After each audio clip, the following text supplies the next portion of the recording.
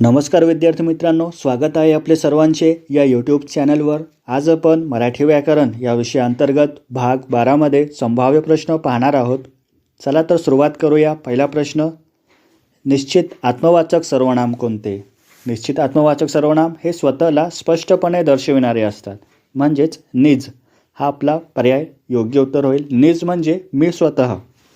पुढे, दर्शक सर्वनाम असलेले वाक्य कोणते?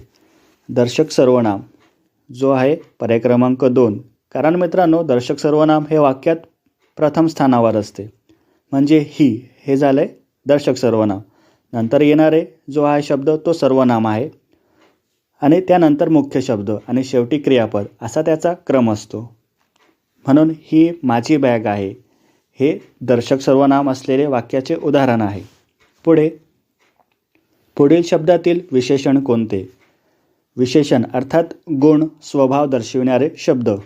तर सदाचारी हा जो शब्द आहे तो विशेषण आहे। आपण म्हणतो की सदाचारी माणूस, म्हणून ते गुण दर्शविणारे शब्द आहे सदाचारी। पुढे, प्रधानत्वसूचक उभयान्वी अव्ययाचे डॅश पोट प्रकार आहेत। प्रधानत्वसूचक उभयान्वी अव्ययाचे एकूण 4 पोट प्रकार आहेत। तर मित्रांनो आपण मागच्या व्हिडिओमध्ये याची ट्रिक बघितली होती, सविनयपरी अर्थात समुच्चयबोधक, विकल्पबोधक, न्यूनत्वबोधक आणि परिणामबोधक अशा 4 प्रकार प्रधानत्वसूचक उभयान्वी अव्ययाचे पडतात। पुढे, जे खळांची व्यंकटी सांडो, अधोरेखित शब्दाचा अर्थ सांगा। खळ म्हणजे दुष्ट व्यक्ती अर्थात दुर्जन, पर्याय क्रमांक 4 योग्य उत्तर होईल। मित्रांनो खळ हा शब्द जुन्या साहित्यात कवितेत तो वापरला जातो। पुढे, कोणतीही गोष्ट एकदा स्वीकारली की नंतर तिला नाव ठेवणे उपयोगाचे नसते, या अर्थाची म्हण ओळखा। तर या म्हणीला घडाई परीस मढाई जास्त ही म्हण योग्य ठरेल, पर्याय क्रमांक 1 बरोबर उत्तर होईल। म्हणजेच मित्रांनो एकदा एखादी गोष्ट स्वीकारली की नंतर त्यात दोष शोधणे निरुपयोगी असते, असा त्याचा अर्थ होतो। पुढे, संयुक्त नसणारा स्वर ओळखा। संयुक्त नसणारा स्वर एकूण 4 संयुक्त स्वर आहे, ए, आई, ओ आणि औ। तर दिलेल्या पर्यायामधील जो ई आहे तो संयुक्त स्वर नाही। पुढे, कृष्णाने गोवर्धन पर्वत उचलला ह्या वाक्याचा काळ ओळखा। तर मित्रांनो इथे वाक्य पूर्णपणे संपलेलं नाही। कृष्णाने गोवर्धन पर्वत उचलला म्हणजे हा भूतकाळातील वाक्य आहे आणि साधा भूतकाळ आहे, पर्याय क्रमांक 4 बरोबर उत्तर होईल। जर मित्रांनो उचलल्यानंतर पर्याय लागला असता म्हणजे क्रियापद लागला असता, सहाय्यक क्रियापद उचलला होता, तर तो झाला असता पूर्ण भूतकाळ। मात्र कृष्णाने गोवर्धन पर्वत उचलला म्हणजेच आपला साधा भूतकाळ मधील तो वाक्य झालेला आहे, पर्याय क्रमांक 4 योग्य उत्तर होईल। पुढे, रीतिवर्तमान काळाचे वाक्य ओळखा। रीतिवर्तमान काळ म्हणजे अशी क्रिया जी नेहमी घडत असते, म्हणजे यापूर्वीही घडलेली आहे, आताही घडत आहे आणि यानंतरही घडणार आहे असे वाक्य। म्हणजेच जो पर्याय क्रमांक 4 मधील वाक्य आहे, मी लेखन करीत असतो, हा रीतिवर्तमान काळाचे उदाहरण आहे, पर्याय क्रमांक 4 योग्य उत्तर होईल। पुढे, वचन विचारानुसार पुढील जोड्यांमधील योग्य जोडी सांगा। तर मित्रांनो इथे पहिला जो शब्द आहे तो आहे एकवचनी आणि त्यासमोर दिलेला आहे जो शब्द आहे तो आहे अनेकवचनी। तर समयी या स्त्रीलिंगी शब्दाचे अनेकवचन समया असे होणार, पर्याय क्रमांक 1 योग्य उत्तर होईल। नारी या शब्दाचे अनेकवचन नारीच असे सांगणार, भांडे भांडी असे होईल, मासा मासे, म्हणून पर्याय क्रमांक 1 आपला बरोबर उत्तर होईल। पुढे, खालीलपैकी स्त्रीलिंगी नाम ओळखा। तर स्त्रीलिंगी असलेले शब्द आहे तो आहे लांडोर, पर्याय क्रमांक 4 आपला बरोबर उत्तर होईल। पुढे, लिंग ओळखा। देवघर, तर लिंग ओळखण्यासाठी आपण काय करतो की शब्दाच्या पुढे सर्वनाम वापरतो। तर ते देवघर, तर ते म्हणजे नपुंसकलिंगी, पर्याय क्रमांक 3 आपला बरोबर उत्तर होईल। पुढे समानार्थी शब्द सांगा. हरिण. हरिण या प्राण्याचे समानार्थी शब्द आहे मृग. पर्याय क्रमांक 3 बरोबर उत्तर होईल. मित्रांनो, जो पाडस शब्द आहे तो हरणांच्या पिल्ल्याला म्हटलं जातं, पाडस. आणि मृगनयनी जो आहे तो हरणांसारखी डोळे असलेली स्त्री. म्हणून आपला पर्याय क्रमांक 3 मृग हा हरणासाठी समानार्थी शब्द वापरला जातो.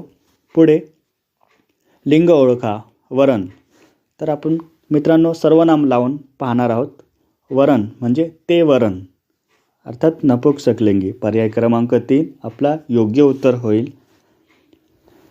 पुढे विभक्ती कारकार्थ सांगणारी चुकीची जोडी ओळखा. विभक्तीचे जे कारकार्थ असतात, कर्ता, कर्म, करण, संप्रदान, अपादान, तर त्याची आपल्याला जोडी ओळखायची आहे. तर प्रथमासाठी कर्ता हा कारकार्थ आहे, तृतीयासाठी करण, चतुर्थीसाठी मित्रांनो संप्रदान आहे, अपादान हे पंचमी विभक्तीचं ते जोडी असेल. म्हणून पर्याय क्रमांक 3 मधील जोडी चुकलेली आहे. द्वितीयासाठी कर्म हा कारकार्थ आहे, म्हणून हाही बरोबर आहे. मात्र जो चतुर्थी अपादान ही जोडी चुकीची आहे, म्हणून पर्याय क्रमांक 3 बरोबर उत्तर होईल. पुढे तू लाडू खाल्लास या वाक्यातील प्रयोग ओळखा. तर मित्रांनो, इथे कर्त्यानुसार व कर्मानुसार क्रियापद बदलेल. जर आपण एखाद्या स्त्रीला म्हटलं तू लाडू खाल्लीस असे होईल. आणि जर आपण कर्म इथले बदलला, अर्थात लाडूच्या ऐवजी आपण साखर हा शब्द प्रयोग केला, तू साखर खाल्लीस असं जर होईल, तर मित्रांनो कर्त्यानुसार व कर्मानुसार क्रियापद बदलत आहे. म्हणजेच हे कर्तृकर्म संकर प्रयोगाचे उदाहरण आहे. पर्याय क्रमांक 3 बरोबर उत्तर होईल. पुढे मीठ भाकर या समासाचा प्रकार ओळखा. तर मित्रांनो, हे द्वंद्व समासाचे उदाहरण आहे, मीठ आणि भाकर. मात्र समासाचा इथे उपप्रकार दिलेला आहे खाली पर्यायामध्ये. तर कोणते द्वंद्व समास? तर ते आहे समाहार द्वंद्व समास. कारण मित्रांनो, इथे मीठ, भाकर आणि इतर संबंधित पदार्थ असा त्याचा विग्रह होईल. म्हणजेच त्यात मीठ भाकर इतकेच नमूद नाही, तर इतर पदार्थ देखील आहेत असा त्याचा अर्थ होईल. म्हणून समाहार द्वंद्व समास. पुढे कॉलेजमध्ये असताना ती वक्तृत्व स्पर्धेत भाग घेत होती. वाक्याचा प्रकार ओळखा. तर मित्रांनो, इथे एकच उद्देश आहे आणि एकच विधेय आहे, अर्थात एकच कर्ता आणि एकच क्रियापद. तर तो आहे केवळ वाक्य. पर्याय क्रमांक 2 आपला योग्य उत्तर होईल. पुढे सूर्य डोंगराआड गेला. अधोरेखित शब्द वाक्यात कोणते कार्य करतं? डोंगराआड. तर इथे मित्रांनो हे आधारपूरकचे कार्य करत आहे. कारण आधारपूरक हे वाक्यातील क्रियेचे ठिकाण दर्शवित असतो. क्रियेचे ठिकाण, वेळ. आणि जेव्हा क्रियापदाला आपण कोठे केव्हा असा प्रश्न विचारला, तर तेथे आपल्याला आधारपूरक हा उत्तर मिळतो. म्हणजेच सूर्य डोंगराआड गेला, तर कुठे गेला? तर डोंगराआड. म्हणजे डोंगराआड हे आधारपूरक झालेलं आहे. पर्याय क्रमांक 3 योग्य उत्तर होईल. पुढे अलंकारिक शब्दाचा अर्थ सांगा. इडलिंबू.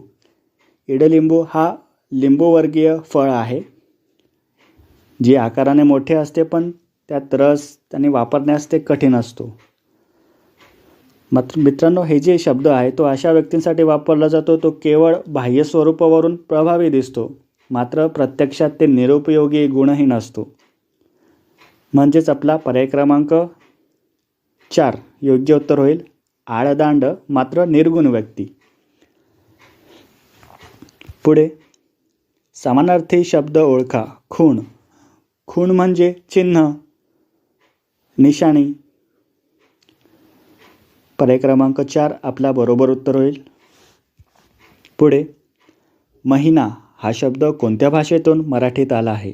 महिना हा जो शब्द आहे तो आहे फारसी भाषेतला. पर्याय क्रमांक 3 बरोबर उत्तर होईल. मित्रांनो, फारसी भाषेतील आणखी शब्द म्हणजे सरकार, जाहिरात, पेशवा, आणखी बाग हे सारे शब्द फारसी भाषेतले आहे. म्हणून पर्याय क्रमांक 3 आपला योग्य उत्तर होईल. पुढे शब्दाचा प्रकार ओळखा. नदी. नदी हा शब्द मित्रांनो कोणत्या भाषेतून आलेला आहे? तर हा संस्कृत भाषेतील शब्द आहे. म्हणजे जसाचा तसा मराठीत आलेला आहे, म्हणून हा तत्सम शब्द आहे. पर्याय क्रमांक 1 योग्य उत्तर होईल. पुढे वाक्प्रचाराचा अर्थ ओळखा. ढोलके वाजणे. ढोलके वाजणे म्हणजे मित्रांनो लोकप्रियता मिळविणे, प्रसिद्धी मिळविणे, अर्थात गाजावाजा होणे. पर्याय क्रमांक 4 आपला बरोबर उत्तर होईल. शेवटचा प्रश्न, योग्य विरामचिन्हे वापरलेले वाक्य निवडा. तर तो वाक्य आहे, मधु इकडे ये, रामायण कोणी लिहिले, तुला आहे का ठाऊक. तर मित्रांनो इथे प्रश्न विचारलेला आहे, म्हणून तिथे प्रश्नचिन्ह तर येणारच. म्हणजे एक मात्र पर्यायामध्ये आहे प्रश्नचिन्ह, पर्याय क्रमांक 2मध्ये. म्हणून आपला पर्याय क्रमांक 2 योग्य उत्तर होईल. आणि मित्रांनो इथे दुहेरी अवतरण चिन्ह वापरलेलं आहे. म्हणजे आपण दुसऱ्याचे वाक्य जेव्हा जशाच्या तसा बोलतो तेव्हा दुहेरी अवतरण चिन्हामध्ये आपण ते लिहिताना तसं लिहितो.